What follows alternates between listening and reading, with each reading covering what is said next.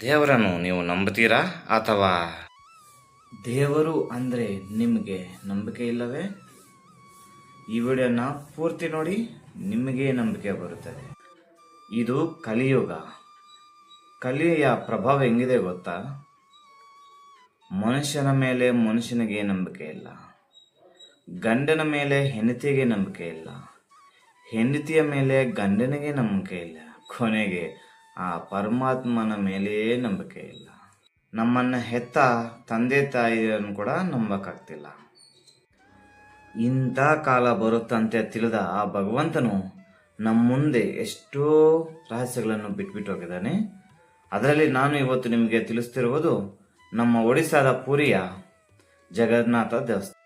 Number 1, ದೇಗುಲದ ಮೇಲಿರುವಂಥ ಧ್ವಜ ಗಾಳಿ ಯಾವ ಕಡೆಗೆ ಬೀಸುತ್ತೋ ಆ ಕಡೆಗೆ ಹಾರಲ್ಲ, ಗಾಳಿ ಯಾವ ಕಡೆಯಿಂದ ಬೀಸುತ್ತೋ ಆ ಕಡೆಗೆ ಹಾರುತ್ತದೆ. ಅಂದರೆ ನೀವು ನಂಬ್ತೀರಾ? ಸಾಕ್ಷಿ ಇಲ್ಲಿದೆ ನೋಡಿ.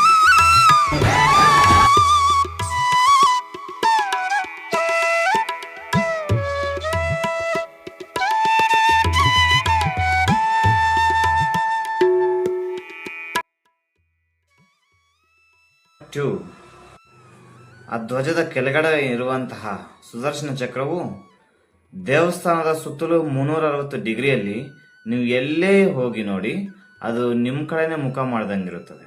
ನಂಬರ್ 3, ಇವತ್ತಿಗೂ ದೇವಸ್ಥಾನದ ಮೇಲೆ ಯಾವುದೇ ಪಕ್ಷಿ ಆಗಲಿ ವಿಮಾನ ಆಗಲಿ ಹಾರುವುದಿಲ್ಲ. ನಂಬರ್ 4,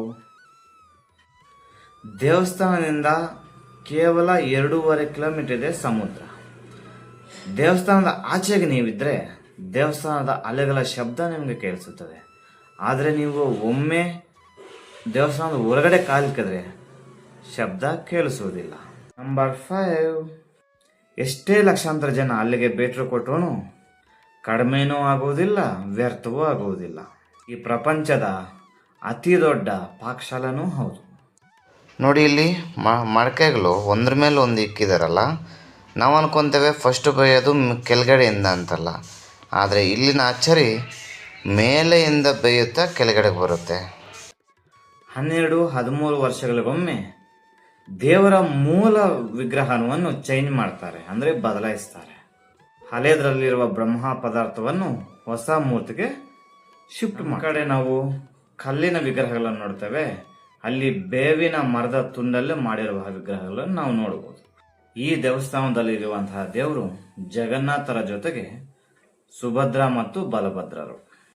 ಇವೆಲ್ಲವೂ ಕೂಡ ವಿಜ್ಞಾನ ಕೂಡ ಅರ್ಥ ಆಗ್ತಿಲ್ಲ, ಯಾರು ಕೂಡ ಇದನ್ನು ಭೇದಿಸಕ್ಕೆ ಸಾಧ್ಯವಾಗುತ್ತಿಲ್ಲ.